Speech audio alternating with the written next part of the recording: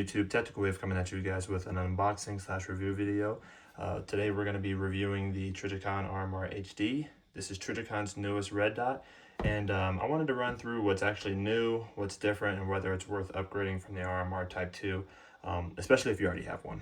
Alright guys, now we'll get into the unboxing. Just like any other Trijicon red dot that you buy, it comes in that hard plastic case.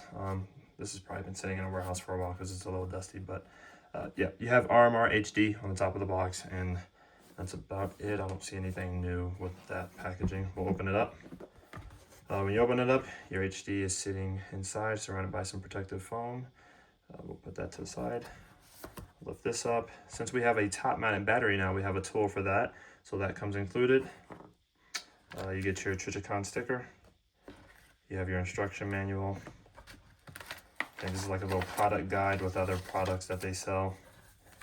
And then you get an Allen key and a set of screws, and then some warning stuff in there as well.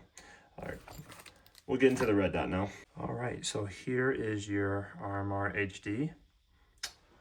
Quick background, guys. If you've been running pistol optics for any amount of time, you already know that the RMR Type 2, which I have on my 509 clear gun. This is my 509.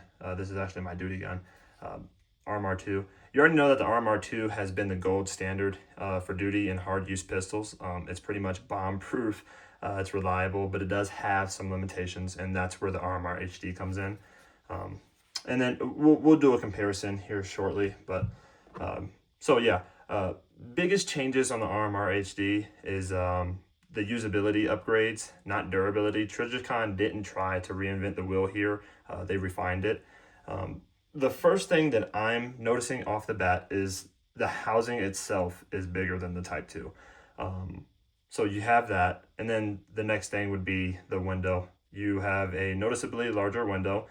You get more glass, more situational awareness, and a faster dot pickup, especially when you're coming from awkward draws or movement. Another upgrade that I noticed was the brightness buttons are quite bigger than they are on the Type 2. If you see, the brightness buttons are, I mean, they cover a good bit of the side of the optic on the Type 2, but now it's just, it fully covers pretty much the side of the optic. I mean, I don't know why they did this. I guess the benefit from it would be the buttons are easier to reach, maybe easier to adjust on the fly. But yeah, I don't know why they decided to go bigger on the brightness buttons. I don't think that there was a problem with the way it was on the Type 2. Another upgrade is your reticle options. You're not just locked in into a single dot anymore. You can run a traditional dot or a dot with a ring setup, kind of like the Holosun, which helps a lot with fast acquisition while still letting you be precise. And lastly, this is also something that I noticed, and I had to do a little bit of research on it. You have a forward-facing light sensor, so this is going to help you. This is going to help prevent the dot from washing out when you're aiming from a darker area to a bright light. Something that the older RMRs could struggle with. I mean, the RMR Type 2 does have the auto bright adjusting mode, but sometimes there are some flaws with that mode, and I don't personally run it anymore just because I have noticed some flaws with that mode. But yeah. All right, guys, comparison time. If we're going to compare this directly to the RMR Type 2, here's my honest breakdown, okay? The Type 2 is still insanely durable and absolutely serviceable for duty or concealed carry. But now the window is smaller. I guess the brightness controls are a little dated now, and the dot acquisition can be slower if you're not perfectly indexed. The RMR Type 2 just feels a little bit more modern, faster to pick up, easier to adjust for sure, and it's more forgiving under stress, especially for duty use, competition, or defensive setups.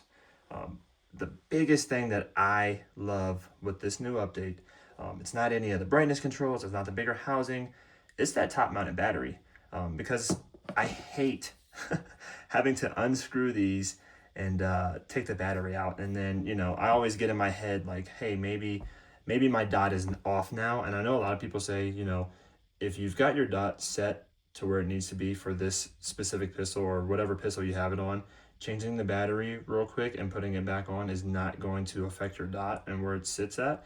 But I don't know, I don't fully really trust that. So I usually, every time I change the battery, I go out to the range and just make sure it's still on where I had it prior. So, but yeah, that's the biggest thing that I like with the new update.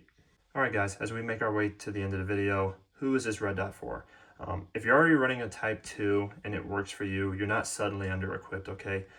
But if you are setting up a new pistol or you want faster acquisition and better ergonomics without sacrificing durability, the RMR HD could be the better option, but that is going to be up to you at the end of the day, because this is very expensive. I think I paid like $700 something for this red dot. And like I was saying, guys, I mean, my Type 2 still does the job. I'm not putting the HD on the FN509. I'm keeping my Type 2 on here because, one, I like how it looks, and two, it still does the job. I mean, there's really nothing to change on here. And I'm not going to go out and buy 5, 6, 7 RMR HDs and throw them on a whole bunch of pistols, because then I'd just be homeless. So, yeah, so it's going to be up to you if you want to make the change or not. It is a nice optic. The upgrades are nice. The window is larger, like I said. But yeah.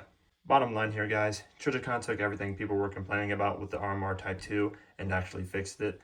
The RMR HD isn't just tougher marketing, it's generally more user-friendly. And if you guys have questions or want me to do a follow-up after more range time, drop them in the comments. Like I said, this isn't going to be going on my FN509. It's actually going to be going on my Glock 45 Gen 6. And I will be doing a video on that, which will follow shortly after this video, so just stay tuned for that. And I'm going to be trying to drop some more videos because I know I've been in limbo and not doing YouTube and doing YouTube, so I'm trying to stay as consistent as I can with my busy schedule. But thank you guys for tuning in. This is Tactical Wave out.